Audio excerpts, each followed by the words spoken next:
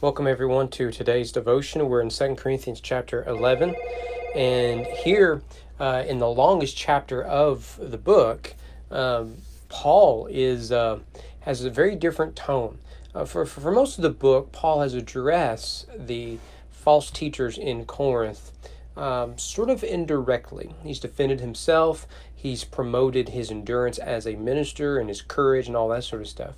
But now he faces them head on to the point that he calls them super apostles, that they think they're better than what they actually are.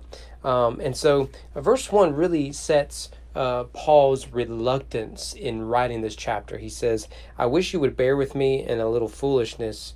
Do bear with me. And so he feels forced to defend his authority as an apostle. And he's been hinting at this. Particularly, we saw it started yesterday in chapter 10, but now he's coming full force. He says, so just bear with me, because what follows is foolishness. I shouldn't have to do this. It's not something I want to do, but you have forced my hand through this. And so verse 3, I am afraid that as the serpent deceived Eve by his cunning, your thoughts will be led astray from a sincere and pure devotion to Christ. For if someone comes and proclaims another Jesus than the one we proclaimed, or if you received a different spirit from the one you received, or if you accept a different gospel from the one you accepted, you put up with it readily enough. That is the heart of a pastor right there. Where he says, look, I've seen the weakness of your faith in that, like Eve in the garden, you were easily led astray. This is the problem when Christians keep drinking milk rather than chewing on the meat of the gospel. This has been a frustration I've had in ministry, is that Christians today don't want to grow in their faith. They just want to get to a level of contentment and then just move on with their lives and not really grow. So you get caught into a routine. You show up on Sunday morning, you leave, go to lunch, and then you move on with the rest of your life. And so your faith commitment is bare minimum. And as a result, we are constantly bombarded with false messages and false truths and everything. And we don't have the tools necessary, nor the spiritual depth necessary to navigate this dark world. And so how many wolves have corrupted churches, corrupted movements, and corrupted individual believers? It isn't uncommon for me to get phone calls or be engaged in a conversation where I'm having to back people away from heresy or at least dangerous teachings because they've spent more time on the internet than they have in God's Word. And this Paul's complaint here is that you guys are like Eve in that you're easily led astray by something that looks and sounds attractive, but that is actually quite spiritually damning. So notice how Paul describes it as someone who claims another Christ. You receive a different spirit and preach a different gospel. I used this yesterday, and it's something I just came across by a week or so ago, and I really like it, so I'm going to use it again.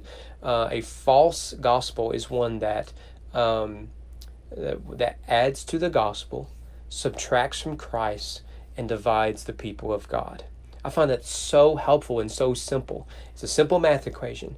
Adds to the gospel, subtracts from Christ, divides the people of God. It's essentially what Paul describes here. In fact, he says, verse 5, indeed, I consider that I am not in the least inferior to these so-called super apostles, right? If this was written in English, you can hear him saying that.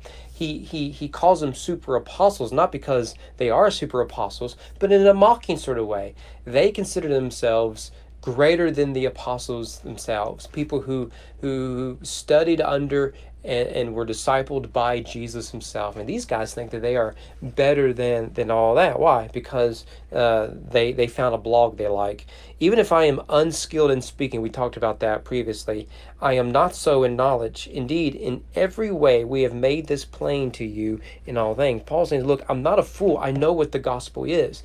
I know what sound theology is. And don't treat me like a fool with these guys. And don't assume that I'm a fool when dealing with these guys. He goes on there at the end of verse 7, I preach God's gospel to you free of charge. I robbed other churches by accepting support from them in order to serve you. And when I was with you and was in need, I did not burden anyone, for the brothers who came from Macedonia supplied my need. So I refrained and will refrain from burdening you in any way. Now, he spent some time talking about this in chapters 8 and 9, so I don't want to spend forever on it. But Paul did, and I think he mentions this in 1 Corinthians, Paul would normally accept a salary from the other churches, but when he came to Corinth, he didn't do it. And one can get the idea that when Paul came to Corinth, he had this nagging sensation saying that if he did take a salary, a right he had, that would become a problem. I've been in ministry long enough that there are events where you can almost predict what's going to come out of it.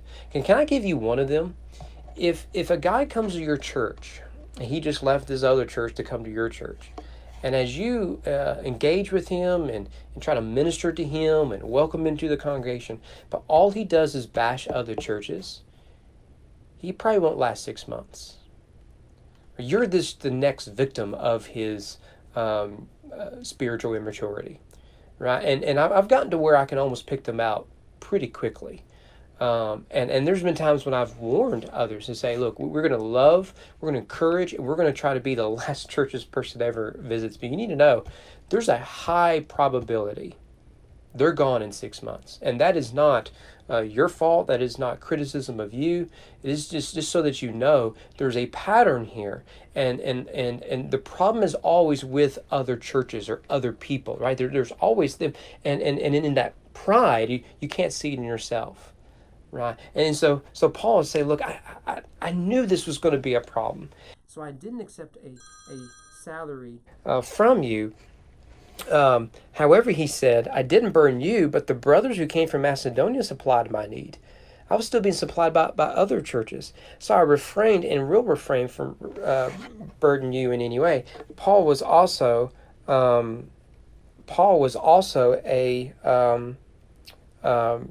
tent maker. He was a bivocational pastor at this time. He goes on, verse 13, for such men, he says of them, are false apostles, deceitful workmen, disguising themselves as apostles of Christ. And no wonder, for even Satan disguises himself as an angel of light. So it is no surprise if his servants also disguise themselves as servants of righteousness. Their end will correspond to their deeds. So consider how he defines them. One, their theology is off. Their motives of off is that they are motivated by wealth rather than their calling to Christ.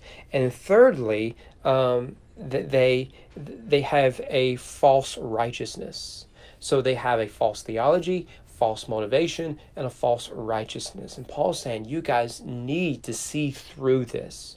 They may say the right things, play the right part, but you need to see through that. It goes on. What he does starting in verse 16 in the chapter is he goes back to his sufferings as his primary argument. When it comes down to it, my calling and my convictions lead me to persevere through endurance. Now, again, we've talked about this before.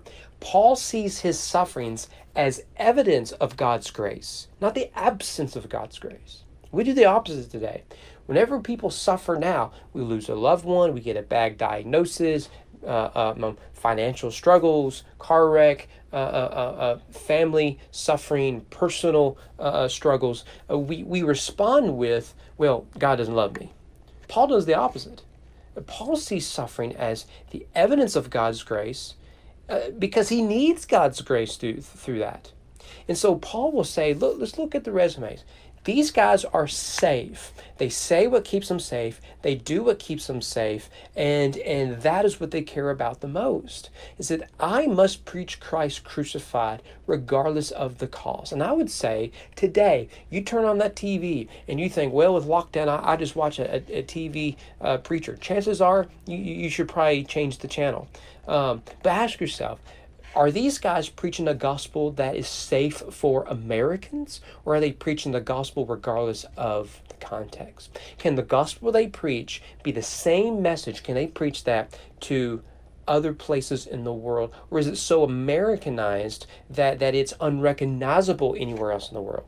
And this is a major problem with the hardcore prosperity heretics, or even the more soft prosperity preachers. Guys who want you to feel good about yourself, whose emphasis is about the love of God without the justice of God or the holiness of God, who only care about selling books and promoting their so-called ministry. You need to avoid these sort of preachers. And if you would grow as a believer, it wouldn't take much skill to recognize a false teacher whenever they show up on your television screen. Sure, they may have a great smile, they may look promising, they may sound promising, but they're just servants or angels of light who disguise themselves as servants of righteousness.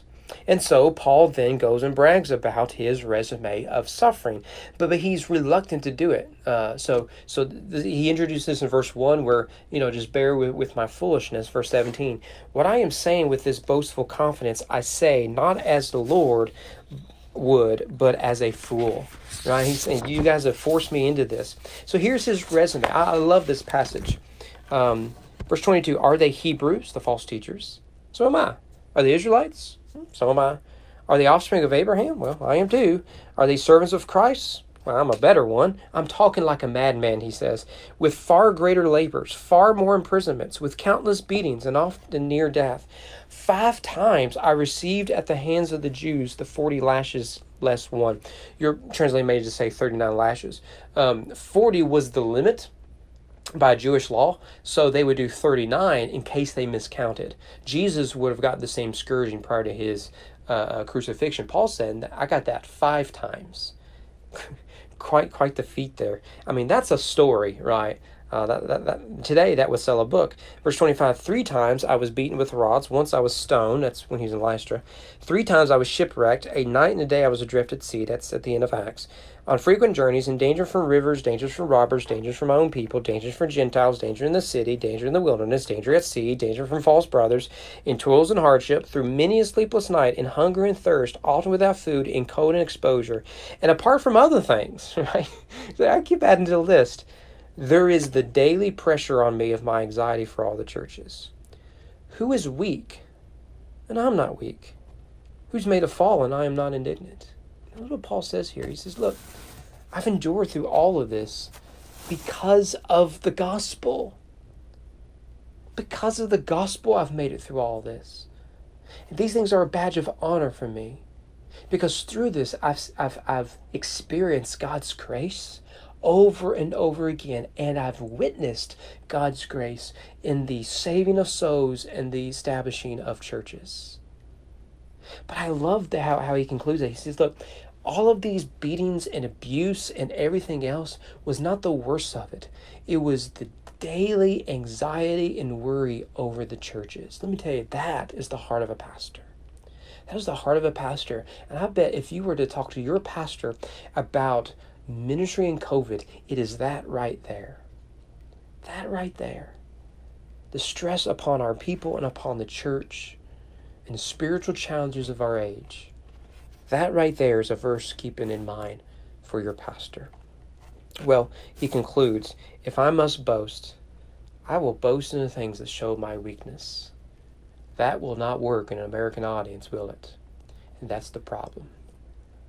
The God and Father of the Lord Jesus, he who is blessed forever, knows that I am not lying. At Damascus, the governor under King Aretas was guarding the city of Damascus in order to seize me, but I was let down in a basket through a window in the wall and escaped his hands. I am weak, and in that weakness I will boast about Christ.